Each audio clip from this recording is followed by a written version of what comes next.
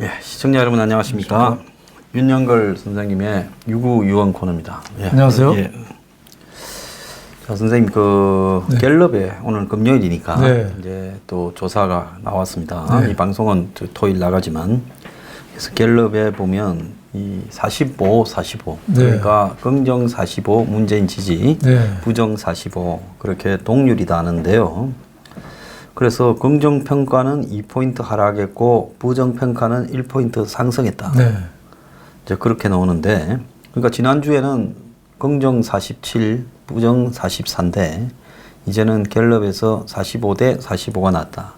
근데 지금 이제 27, 28일 날 미북 회담을 한참 지금 바람을 잡고 있고 또 더 나아가서 3월 달에 김정은이가 방남할 줄 모른다고 바람을 잡고 또 더 나아가서 5.18 폄훼 논란을 가지고 12월, 1월 여건이 한참 코너에 몰리다가 이제 설 지나면서 이제 반격도 참 하고 이 보수 야당이 좀 질이 멸렬해진 상황인데 이런 결과가 나왔다는 거는 여론에 대해서 뭐 안 믿는 국민들도 많지만은 뭐 이런 내용만으로 볼 때도 문 정권이 이제 예전처럼 대북 무슨 평화 사기 쇼로 지지율을 올린다든가 이런 게 쉽지 않다라는 걸 보여주는 거 아니겠습니까? 그렇죠. 예, 이제 북한 김정은하고 미국 트럼프 대통령 회담을 목전에 두고 코앞에 두고 지금쯤이면은 이 평화 분위기가 고조되면서 계속 지지율이 올라왔던 때잖아요. 그렇죠. 근데 지금 2%나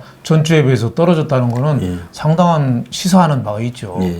가장 첫 번째는 문재인 정권 취임 이후에 계속 북한 카드를 활용했거든요. 근데 그거를 이제 국민들이 이제 좀 식상한 거예요. 너무 똑같은 카드를 오래 써먹으니까. 그래서 뭐 밥도 맨날 아무리 맛있어도 그렇죠. 매일 먹으면 라면 먹고 싶고 새로운 게 좀 나와야 되는데 그 뉴스가 좀 식상했다. 그리고 이번에 미국 북한 회담이 크게 기대하기가 쉽지 않다. 잘못하면 이게 말잔치에 끝날 거 아니냐.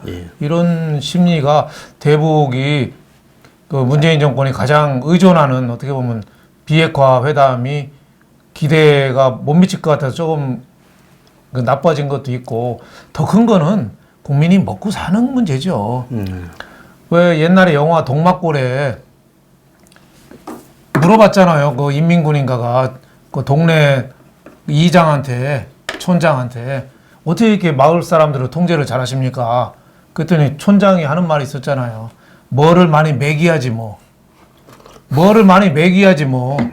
먹어야 되잖아요. 먹어야지. 지금 국민들이 통계치 나오는 거 봐요. 못 먹고 있는 게 지금 나오잖아요. 특히 하층이 지금 무너지고 있잖아요. 특히 20대 열렬 문재인 지지자들이 지금 등 돌리고 있거든요. 아, 취업 일자리 만들으라고 했더니 자기네 패거리들 일자리 만들고 있잖아요. 이번에 그 환경부 그 블랙리스트가 다 자기네 패거리 일자리거든요. 그리고 정치 건달들 다 공기업이나 이런 데 공단 같은데 취업문 이번에도 발표했잖아요. 자기네끼리 시험 봐서 마음에 안 들면은 시험 없던 걸로 하고 다시 시험 보고 옛날에 저 아랍의 왕들도 이렇게 안 했을걸요. 그러니까 국민들이 이게 이 정부권이 옛날에는 그것도 영화 얘기인데 곡성에 거기 대사 하나 나오잖아요. 무엇이 중한디. 그런 대화가 나오는데 대사가. 근데 국민들이 지금 다시 생각하는 거예요. 무엇이 달라졌는디. 도대체 뭐가 달라졌냔 말이죠. 하는 꼴이 뭐가 달라졌냐. 국민이 먹고 살기가 자꾸 어려워지니까. 결국은 저는 북핵 이상으로 먹고 사는 문제하고 지금 정권의 도덕성에 대한 실망. 이게 2%로 나타나는데 2%는 아마 반영이 좀 덜 된 거 아닌가 싶어요. 모든 여론조사가 적당히 마사지가 좀 되고 있다 이래 보면 저울이 그렇게 정확한 저울 같진 않아요. 굉장히 둔감한 저울이라는 생각이 들어요. 처음에 뭐 한 10 먹고 시작하는 저울 같아요. 자, 그런데 하나 좀 있는 게 20대 초반이 다수를 차지하는 학생청에서도 낙폭이 컸고 전체 20대에서 10%가 확 떨어져서 일주일 사이에 20대에서 10%가 확 떨어진데 제가 가만히 보니까 이 야동 차단 그런 것도 있죠. 이 문제에 대해서 20대가 지금 굉장히 불쾌감을 표시한 게 아닌가. 또 심지어 그 여성가족부가 이제는 성평등 이야기하면서 방송에 출연하는 아이돌 외모도 또 통제를 그렇죠. 북한입니까 이게? 평양 그러니까 예? 여성가족부도 아이돌 방송에 나온 사람 외모를 다양화하라고 한다. 이런 발상 자체가 20대는 있을 수 없는 거죠. 그리고 뭐 동영상, 뭐 야동, 뭐 금지된 거 한다고 또 그걸 차단했잖아요. 예.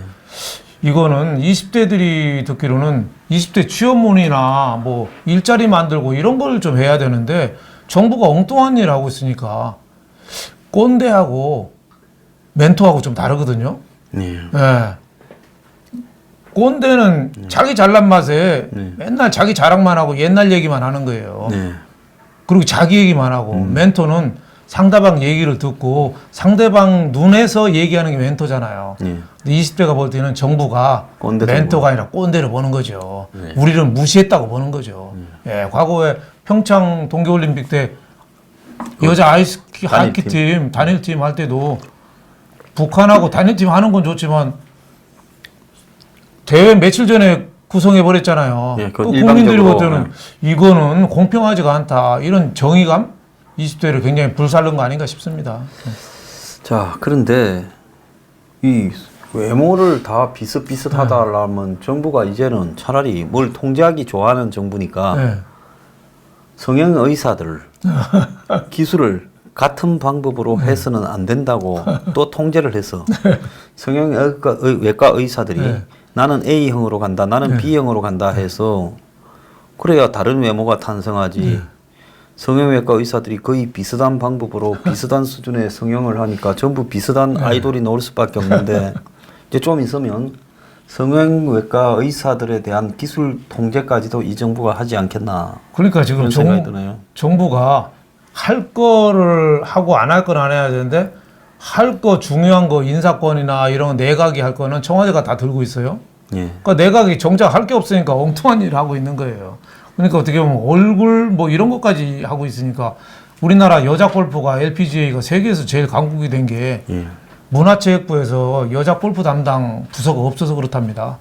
그거 있었으면 문화체육부 있었으면은 외국 가서 하니까 영어 시험 토익 몇 점 이상 해야 되고 뭐 키 몇 센치 이상이고 치마는 또 몇 센치 위로 올라가야 되고 뭐 이런 또 골프 채를 다루니까 무게가 얼마예요? 기계공학도 좀 알아야 돼. 그래서 물리학, 기계학 같은 것도 골프 하려면 필수가 또 미국에 LPGA에 가려니까 의학도 좀 돼야 돼. 의학도 돼야 되고 뭐 여러 가지 외모 기준도 또 국기 선양을 위해서 그리고 또 골프는 잔디 위에서 치니까 잔디도 알아야 돼. 그러니까 원예학도 기초 필수로 넣고 이러다 보니까 골프를 할 시간이 없는 거죠. 만약 했으면은. 그러니까 공무원들이 없는 게 사실은 제일 나아요. 없는 듯이 있는 게.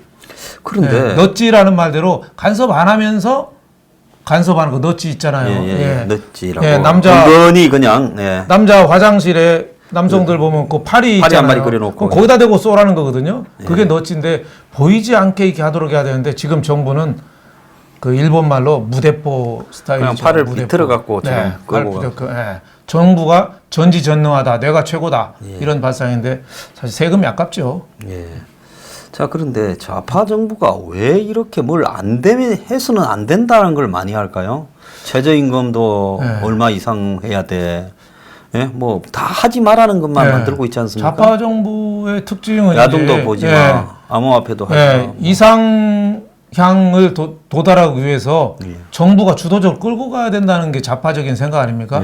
우파는 아무래도 자율에 좀 맡기고 좌파가 정부 주도로 가난한 사람도 꺼내주고 임금도 올려주고 뭐 못 사는 지역 균형 개발도 하고 정부에서 직접 나선다는 건데 지금은 너무 지나치게 그러다 보니까 이게 좌파가 어떻게 보면 국민들을 못 살게 하는 제이노믹스가 아니라 궁피발 궁자 궁노믹스가 돼요. 궁피발 궁자 궁노믹스. 저는 지랄의 지자인 줄 알았습니다.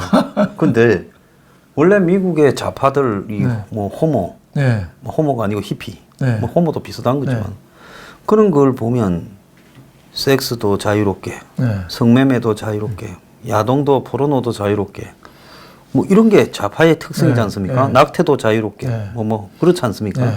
근데 한국의 이 좌파는 어째 이렇게 무슨 뭐 이광요를 연상케 하는 유교주의 회초리를 든 좌파. 그러니까 이광요는 그래도 싱가포르 부흥을 일으켜서 먹여 살렸으니까. 그렇죠. 뭐 국민소득 6만 불을 동막골이라도 만들었죠. 그렇죠. 대단했는데 지금 정부는 능력이 없으면서 잘할 수 있다는 환상. 뭐 그러다 보니까 문 정부가 제가 세 가지 특징이 있는 것 같아요. 네. 첫 번째는 과거만 보는 것 같아요. 네. 미래를 안 보고 과거만. 네. 예? 과거 지향적이에요. 네. 예, 뭐 하여튼 과거 적폐청산부터 5.18부터 뭐 위안부 문제부터 뭐 다 뒤로만 보고 하고 있어요. 또 두 번째는 북한만 쳐다보고 있어요. 아, 북한이 모든 걸 다 경제도 살려주고 모든 것 다 한다는 그런 환상, 비핵화가 된다는 환상, 경제 비핵화가 돼서 경제 협력을 하면은 우리는 대박이 날 거라는 환상. 그 북한은 환상 갖고 있어요. 세 번째로는 지지자만 보고 갈라치기 하고 있죠. 지지자만 보고. 기가 차네요. 국민들을 자꾸 나누고 있어요. 예. 청군 백군으로 자꾸 나누고 있어요. 예. 국민들을 끌고 안고 가야 되는데 그런 의미에서 한계가 있다고 보는데 지금 경제가 자꾸 어려워지고 있는 것도 여기에 대한 하나의 이 표시다. 하나의 나타나는 현상이다. 이렇게 봅니다. 자, 오늘 아침에 조간 신문들을 보면 지금 작년 이 4분기 그 가계 소득 결과가 나오지 않았습니까? 그래서 뭐 근로소득을만 보면 37%쯤 되죠. 그리고 전체 소득은 한 17.8%인가 감소했다지 않습니까? 그러니까 이제 전체 소득에는 정부가 주는 이전 소득이 뭐 1분위 같은 경우에 지금 1분위 아까 감소한 걸 이야기하는데 한 6만 원 늘었는데도 불구하고 정부가 줘서 넣는 거는 한계가 있고 전부 일해서 버는 돈들이 일자리가 없어져서 제일 어려운 사람들의 소득이 아주 대폭 줄어버렸다. 그러니까 문 정권의 소득 주도 성장이 가장 낮은 계층을 위해서 도와주겠다고 시작한 게 소득 주도 성장이거든요.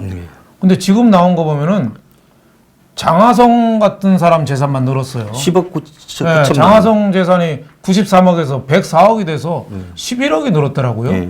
현금이 82억 5천만 원. 현금이 어떻게 그렇게 있을 수 있습니까? 그분이 청와대로 옛날에 발령난 계기가 장관을 안 하고 장관을 하면 청문회해야 되거든요. 과거 소액주주 운동을 한다면서 자기도 주식을 사고 경영 참여를 했어요. 그러면서 또 주식회가 돈 많이 벌어모. 그렇죠. 어떻게 보면 주식으로 말하면 내부자 거래에 의혹 같은 것도 좀 있을 수가 있었죠. 그래서 청문회 피하려고 청와대 갔다는 얘기가 있었는데 소득주도 성장의 타겟은 없는 사람을 더 잘 살게 하기 위해서 시작한 거잖아요. 임금을 올리고. 그런데 지금 2003년 통계 작성 이후 가장 소득이 많이 줄어서 최하위 20%, 맨 바닥부터 20% 최하위가 가구소득이 1년 전보다 18%가 줄고 근로소득은 37%가 줄고 이거는 주택으로 말하면은 기둥뿌리가 하나 뽑아진 겁니다. 그러면 이제 소득주도 성장을 하겠다고 한 것이 최저임금이 핵심이고 그러면 최저임금을 받는 사람이라는 것은 대부분이 최하위 1분위 아니겠습니까? 그 사람들을 위해서 이렇게 최저임금 인상을 했는데 그 결과는 그 사람들의 이 일에서 받는 최저임금 소득을 확 줄여버리는 일자리가 사라져서 일을 못해서 그렇죠. 내가 임금 노동해서 받을 수 있는 기회가 없어져 버렸다. 그렇죠. 지금 이게 됐다는 거 아닙니까? 그렇죠. 최저임금이라도 받으려면은 취업을 해야 될 거 아닙니까? 취업을 그냥 못하니까 그러니까 이런 문제가 많이 생긴 거 아닌가. 그러니까 최저임금을 받지도 못하는 자영업이라든지 또 지금 하위 계층들은 거의 절반이 전 가구가 직업이었거든요. 그렇게 최저임금을 못 주는 자영업자나 이런 데는 직원들을 내보낼 거 아닙니까? 자영업은 문 닫고 작년에 뭐 자영업이 문 닫은 게 뭐 100만 명이라는 거 아니에요? 그럴 정도로 일자리가 자꾸 떨어지니까 그러니까 소득주도 성장의 역설 뭐 이런 게 나타나는 거죠.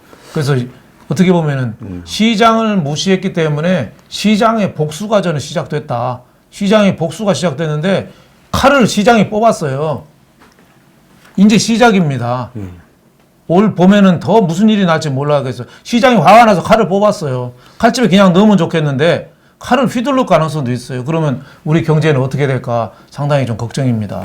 자, 지금 이제 이런 식으로 없는 사람들부터 이제 무너져 가는데 지금 그 여러 가지 이야기를 들어보면 지금 문 정권이 공정하고 이렇게 균형된 이런 사회를 만들겠다 했는데 지금 1분위와 5분위 그러니까 네. 바닥 20과 네. 위에 20의 격차가 네. 뭐 5점 한 6배인가 뭐 이렇게 나버리더만요. 네. 네.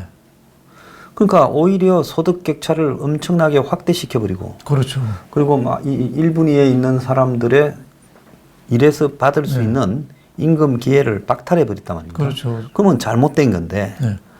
자 작년에 이것 때문에 안 좋게 나왔다고 작년 초반에 예? 그 통계청장을 울리면서 내보내고 그러니까 그때 기억나십니까? 그때 뭐 폭우를 뭐 태풍 온다 했다가 태풍 안 와가지고 네. 기상청장 쫓겨날 때 통계청장도 같이 쫓겨났지 않습니까? 네. 네.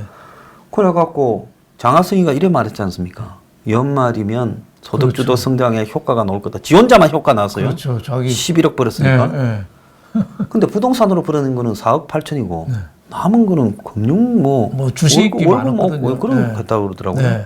근데 다들 주식에서 까지는데 그 사람은 또 주식에서도 돈도 벌고 그래서 뭐 정보가 남다른 게 있나. 뭐 소액주주 운동하면서 경영권 분쟁이 예상된 주식들을 또 많이 샀죠. 그렇다 그러면서 막상 자기는 연말이 되면 소득이 올라갈 거다 기다려봐라 해서 새로 들어온 통계청장이 연말에는 잘 조작해서 입에 맞는 걸로 해줄 거란가 했는데 자기는 연말 오기 전에 도망가 버렸어요. 그리고 연말 소득은 이제 발표됐는데 진짜 개판 5분 전이 됐어요. 국민들은 쪽박 차고 자기는 대박 나고. 네. 자, 그러면 이쯤 되면 장하성이를 잡아와가 너 연말에 달 사게 해준댔는데 연말에 우리 다 쪽박 찼는데 니만 배불렀냐고 한 번쯤은 뭐 청문회라도 해야지 저렇게 거짓말을 하고 가버려도 가면 그만이고. 그렇죠. 저런 사람을 또 기용한 또 대통령한테 문제가 있는 거죠. 저는 기본 원인은 뭐 장하성 이 잘못됐죠. 잘못돼서 국민들을 대상으로 계속 사기쳤죠. 작년에 가을에 좋아진다고 그랬다가 겨울에 좋아진다고 했다가 내년이면 좋아진다고 했다가 이제 보따리 싸갖고 갔는데 그 기본적인 바탕에는 대통령이 경제에 대한 경제 문맹이 아닌가 싶어요. 경제 선생님 그런데 이게 중요한 게 통계도 어지간히 저거 위주로 조작도 했을 거고 안 했겠습니까? 억수로 노력했지 않겠습니까? 노력을 많이 했죠. 그 다음에 또 정부 돈도 어지간히 이 통계에 대비해서 뿌렸을 거란 말입니다. 네. 할 수 있는 모든 일은 다 했을 건데 그 결과가 이 정도면 실제로 이런 통계 조작이나 정부 효과가 없이 있는 대로 국민들의 지금 소득 통계가 나왔더라면 가구 그건 끔찍할 정도로 심각하지 않겠습니까? 그렇죠. 또 일자리 예산 54조도 뿌리고 현금 살포도 하층 소득 하위 계층한테 많이 하고 해도 이 정도가 나왔다는 거는 정말 어떻게 보면 경제가 정말 심각한 국면에 들어서서 지금 뭐 실업률이나 이게 그 IMF 외환 위기 2008년 리먼 브러스 사태 때 금융 위기 어떻게 보면 그거 못지않은 더 위기죠. 그때보다 더 심하다고 봐야죠. 지금 뭐 창원 마산 그 하포만의 창원 있잖아요. 하포 그 바닷가에 거기에 부영이라는 데서 거의 4,800세대인가 아파트를 지어서 다음 달에 입주하는데 한 세대도 계약이 안 됐답니다. 4,800개 중에. 예, 한 세대도 계약이 안 됐대요. 그러니까 이 지방은 완전히 그냥 무너져 버린 거예요. 경기라는 게 없어져 버린 거죠. 경기가 없어져 버린 거죠. 자, 그런데 여기에 이제 정말 우려스러운 거는 또 그 바로 위에 20에서 40%의 그러니까 이 제일 밑에 말고 그 다음에 이 20에서 40에 해당되는 2분위에 그 사업소득 그러니까 영세 자영업자 사업소득이 이제 확 줄어버렸어요. 그러니까 이제 제일 못 사는 사람은 장사할 미천도 없어서 품을 팔고 그 위에는 주로 이제 직장에 제대로 취직 안 한 자영업을 해서 살아가는 영세 자영업자인데 이 사람들은 또 사업소득이 확 줄어버려요. 그렇죠. 그래서 이제는 최저임금도 못 받고 장사해도 안 되고 이제 이런 상황이 벌어졌는데 이쯤 되면 대통령이 국민 앞에 현재 경제적인 상황에 대해서 뭐라고 말은 한마디 해야 될 때 안 됐습니까? 지난번에 보니까 22일 날 이 통계 나온다고 저거들은 미리 알아가 긴급 회의도 하고 그러더니만요. 막상 이게 나왔는데 정부는 입을 다물고 있어요. 그리고 지금 네이버나 다음에서 이 통계는 잘 안 보여요. 주로 뭐 요새 좌파 편향적인 이런 방송들은 이거 거의 보도도 쪼만하게 하고 치웁니다. 대통령이 여기 대해서 분명하게 그 사과도 하고 해결책을 모색해야죠. 요전에도 뭐 그 MBC 해직 기자 출신 투병하고 있는 이용마 기자인가요? 예, 거기 양평에 또 문병 가는데 그 이용마 기자가 또 그런 얘기를 했대요. 소득주도 정장은 절대 포기하지 말아라. 방송사 사장은 국민 추천제로 하도록 하라. 방송사 사장은 지금 정권 입맛대로 다 했고 소득주도 성장을 어떻게 병문안 가서 그런 분 투병은 몰라 또 완쾌되기는 바라지만 그런 얘기 듣고서 그대로 하냔 말이에요. 아니, 소득주도 성장이 아픈 사람이 지 몸이나 잘 챙기지 뭐 남 경제 전문가도 아니고 지금 소득주도 성장이라는 거는 임금을 억지로 끌어올리다 보니까 혜택 받는 사람은 노조원이라든지 대기업 직원 이거는 혜택을 받고 최저임금에서도 빠지는 사람들은 그나마 지금 안 되는 거 아니에요. 그래서 경기가 나쁜 거는 사실 없는 사람이 하위 계층 사람들이 돈은 잘 쓰거든요. 동네 구멍가게도 이용하고 미장원도 이용하고 뭐 식품도 두부도 사 먹고 콩나물도 사 먹고 많이 하잖아요. 그래서 경기가 그 사람들이 소비를 해야지 위까지 올라가고 하는데 지금 그분들이 소비를 안 하고 위축되는 거 경제 전반이 어려운 거죠. 부자들은 지금 상위 20% 소득이 10% 소득이 늘었어요. 그러니까 상위 20%는 소득이 10% 늘었어요. 문재인 정부가 그렇게 깎아내리고 뒤통수 때리고 소득이 오히려 늘었거든요. 근데 부자들은 소득이 늘어야 별로 그 사람들은 많이 안 씁니다. 쓰는 것도 한계가 있지. 한계가 있고 나 써도 외국 가서 많이 쓰고 국내에서는 그렇게 많이 안 쓰거든요. 그러니까 이 제이노믹스 소득주도 성장을 근본적으로 좀 다시 좀 검토해야 되지 탁상 공론처럼 말만 그렇듯이 해서 안 되고 저는 문재인 대통령이 독서 많이 한다는데 자기 편들 사람들이 쓴 책만 읽지 말고 하다못해 아담 스미스의 국부론 같은 것도 좀 읽어봤으면 좋겠어요. 국부론. 국부론을 수준이 좀 있는 사람이 읽어야 국부론이 머릿속에 들어오지. 무식한 사람이 국부론을 읽으면 국부론에서 자유시장 경제가 됐다라는데 사실 국부론이 의미하는 거는 그 당시에 영국의 정부가 수입 수출을 다 통제하는 그런 경제를 하다 보니까 이 수입품 가격을 상당히 통제가 높게 유지하죠. 서민들이 굉장히 힘드니까 정부가 경제에 이렇게 개입을 해서 수입품 가격을 조정해서 국가무역, 국영무역을 하지 마라. 이런 부분으로 시장에 맡겨두라고 했거든요. 그러니까 아담 스미스의 국부론은 서민에 대한 애정을 담아가 경제를 인위적으로 통제해서는 안 된다는데 이걸 또 어설프게 읽은 사람들은 뭐라고 이야기하는가 하면 그거는 정부가 무슨 규제를 너무 하지 마라 이제 그런 쪽으로만 아담 스미스를 해석을 해요.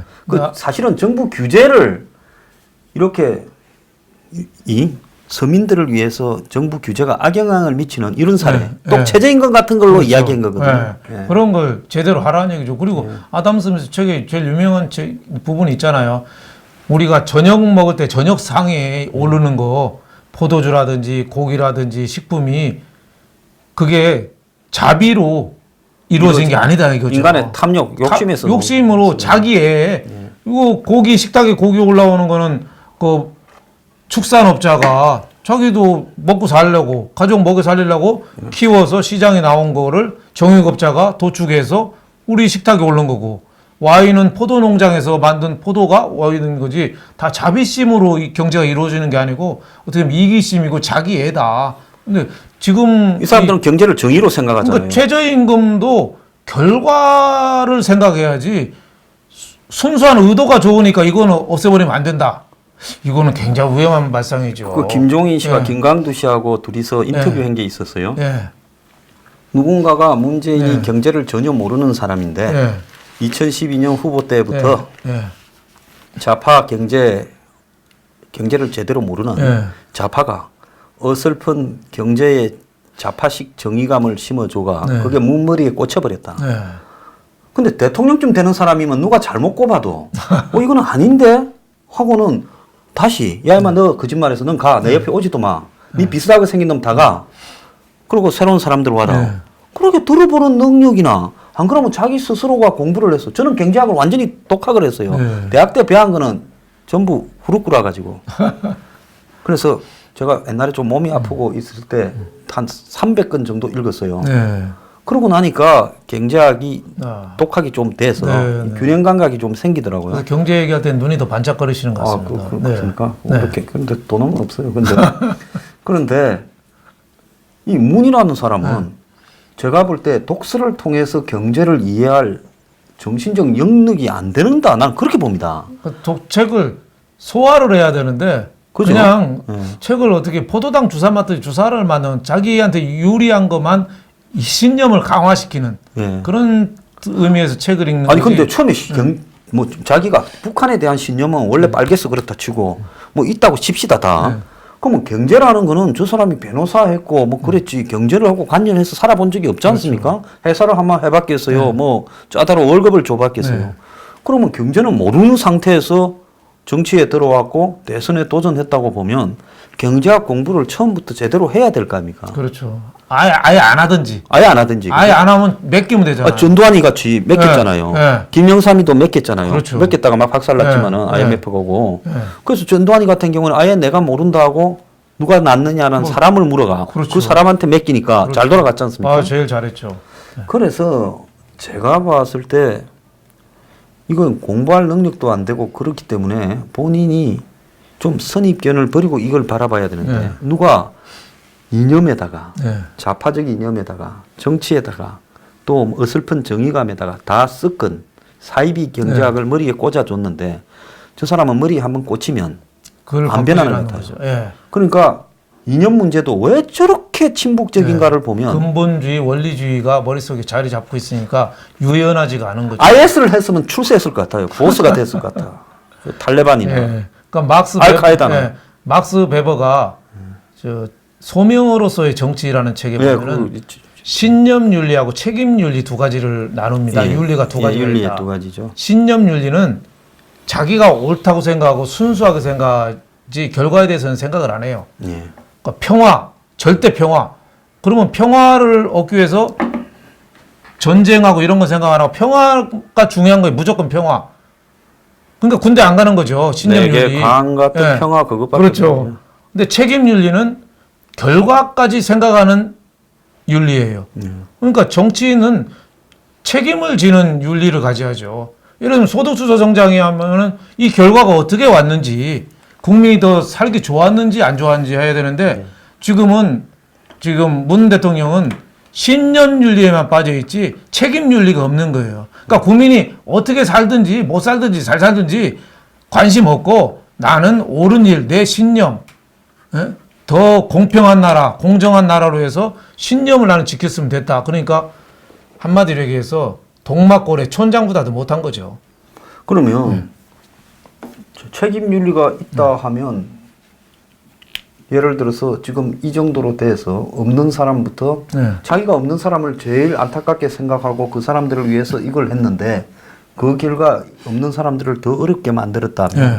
자기 스스로 양심의 가책을 느끼면서 어쩌다 이렇게 됐을까라고 원점에서 생각하면서 자 지금 2년 차인데 3년 차고 지금 만으로 2년이 돼가지 않습니까? 그러면 이 지경이 벌어진 데 대해서 자성을 하고 내 고집이 중요한 게 아니라 그 매일매일 어렵게 살아가는 서민들의 삶이 중요하다 생각해서 사과 좀 하고 내가 실수했다 하고 앞으로는 잘할게 하고 이렇게 하면 뭐 어디에 가슴에 털이 납니까? 문제가 생깁니까? 그러니까 지금 그렇게 해야 되는데 지금 그렇게 못하고 있는 게 문제죠. 며칠 전에는 왜 포용국가 비전을 발표했잖아요. 앞으로 3년 만에 전 국민이 기본적인 생활을 할 수 있게 수준을 높이겠다. 그러면 3년 만에 기본 생활이 안 되면 진짜 무슨 장을 찢으든지 뭘 하나 자르든지. 그리고 또 며칠 전에는 또 부천의 유한공전 대학 그 얄팍하게 졸업식 가서 그 세 가지 얘기했죠. 예. 예, 공정한 사회, 또 평화 경제, 함께 잘 사는 나라. 근데 저는 거꾸로 들었어요. 공정한 사회. 그래서 이건 지금 우리나라 불공정한 사회구나. 또 평화 경제. 그래서 이거 대북 퍼주기 경제가 이제 시작되는구나. 또 함께 잘 사는 나라. 그래서 우리가 함께 못 사는 나라, 부자만 잘 사는 나라, 못 사는 사람이 더 못 사는 나라로 우리가 가는구나 이렇게 들었습니다. 왜 대통령이 이런 한가한 얘기만 하는지 모르겠어요. 그 윤 선생님이 처음에 이렇게 오셨을 때는 참 그 순하시고 그야말로 이 자비로운 분이셨는데 지금 이게 이 양심이 있다 보니까 정말 이 문 정권에 대해서 분노가 좀 이렇게 짐이신 것 같아요. 저는 가급적이면 가치 중립적인 표현을 쓰고 싶고 그럼요. 가급적이면 이제 아주 점잖은 제3자적인 객관적인 시각에서 좀 보고 싶어 하는데 경제 얘기 나오면 화가 나요. 저는 그래도 직장 생활 한 35년 하면서 잘 먹고 잘 살았는데 이렇게 경제가 무너지는 꼴을 내 후배들한테 물려주고 내 자손들이 이어받는다고 생각하니까 너무 가슴이 답답하고 맞아요. 우리 청년들 자식들 보기도 미안해 죽겠습니다. 네, 참 그 아주 훌륭하신 말씀이라고 봅니다. 그런데 참 중요한 게 김종인 씨가 한 이야기가 저 사람 절대 안 바꿀 거다. 소득주도 성장, 인맥 교체 경제를 이렇게 움직이는 인맥 풀을 절대로 교체하지 않을 거다. 그래서 3월 달부터 곡소리가 나기 시작해서 7월, 8월쯤 가면 난리가 날 것이다라고 이제 이야기를 해요. 그래서 제가 볼 때 이제 안 바꿀 것 같아요. 제가 볼 때. 안 바꿨고 우리 유일하게 이제 하는 게 공항은 많이 늘어날 것 같아요. 신가덕도 공항. 예. 그게 하나 두 개 깔면 10조더만요. 예. 그거 신가덕도 공항에 경북에서 반대한다 그러니까 대구 공항도 또 한다잖아요. 그러다가 또 새만금에 또 호남도 너가 하나 해라고 하나 해준다면. 그러니까 가덕도 공항이 1+1이에요. 우리 저 제가 회사들이 슈퍼마켓 가서 1+1 많이 하거든요. 하나 사면 하나씩 더 주고 어떤 경우는 무게로 달아서도 과자를 팔아요. 개당 10조짜리입니다. 그렇죠. 그러니까 이 10조짜리를 가덕도 하는데 TK 반발할 것 같으니까 하나 더 줘주는 거예요. 그리고 우리나라가 조그마한 나라에서 공항이 15개예요. 자, 여러분 문재인 케어 한다 할 때 제가 뭐라 그랬어요? 적자난다 했지요. 그래서 의료보험 엄청 오를 거다. 그래서 당신이 혜택을 많은 보면 내야 될 돈이 3만 원이 될 거다 했는데 지금 세금 집집마다 의료보험 그다음에 국민연금이 합쳐서 100만 원 가량 된다는 거 아닙니까? 한 가구당 한 달에. 그러니 그거 다 내고 나면 가처분 소득 쓸 돈이 없다는 거 아니에요? 그러니까 세상에 공짜가 없는데 그거 해준다고 좋아하고 지금도 가덕도 공항 만들어 달라고 요렇게 일당 받는지 모르고 요러고 다니는 분들 또 대구 공항 오라고 요러는 분들 나중에 당신들 다 세금으로 뜯겨 나가서 죽는 겁니다. 이 정권 안 봐요. 국민이 죽어가는데 25조를 더 뜯어가지고 쌓아놓고 이걸로 또 올 상반기에 경제 무너지는 거 플러스 막아보겠다 하잖아요. 그 종말은요. 없는 사람부터 죽는다고 고래 싸움에 새우 등 터진다고 제가 얼마나 그랬어요. 제가 처음에 올 봄에 경제 작살나서 전부 아작나는 소리가 들릴 거라고 곡성이 들릴 거라고 했는데 이제 그래 되지 않습니까? 네. 공항 짓다가 공항 올 것 같아요. 이게 정말 진짜 공항 짓다 공항 올 것 은혜의 같아요. 마술사입니다. 15개 좁은 나라에서 공항끼리 부딪혀서 비행기 못 뜰 것 같아요. 그래서 공항 장애를 다 일으키는 상황이 오거든요. 어디 신문에 나왔던데 스페인의 공항을 1조 3천억 주고 줬는데 공항에 비행기가 하도 안 떠가지고 지금 경매로 팔았는데 1,300억에 팔았대요.